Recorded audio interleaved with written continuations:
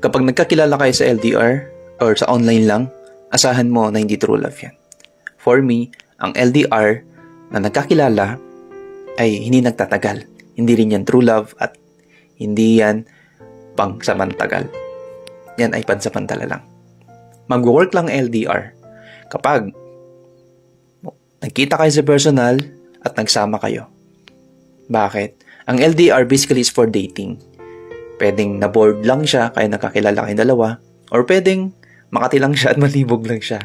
Kaya siguro, kailangan niya nakausap.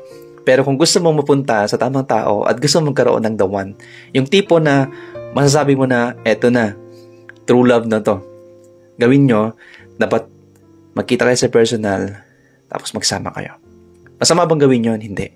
Kasi unang-una, kapag LDR yung kausap mo at long distance kayo, asahan mo na lahat ng ugali na binibitawan niya sa'yo at kung paano ka itrato, lahat ng yan, theory lang.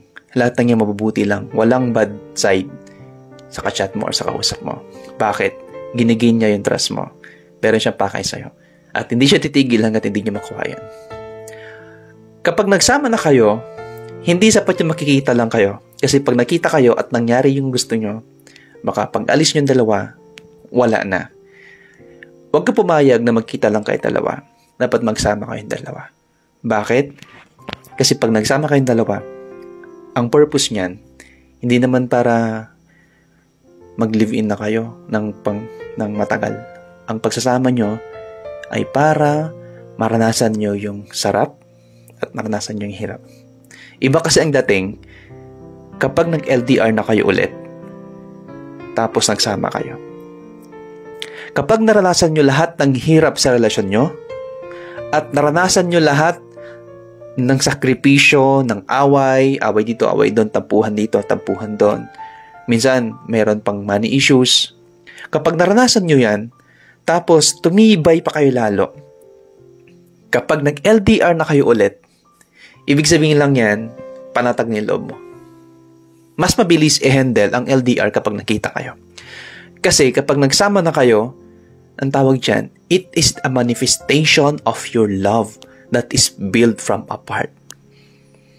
Ang LDR na di nakita, you are just infatuated.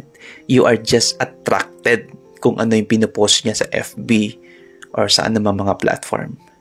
Kapag nagsama na kayo at naranasan nyo yung buhay na kayong dalawa at tinanggap niya pareho yung ugal ng isa't isa, that's what we call commitment.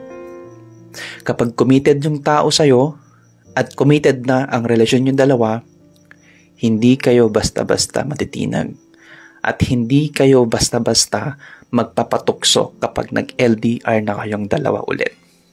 Kaya, kung gusto mo mapunta sa tamang relasyon, dapat alam mo yung tamang timpla, alam mo yung tamang formula, at alam mo yung gagawin mo. Huwag kang pumayag na hindi kayo magkita at magsama kung gusto niyo magtagal kayong dalawa.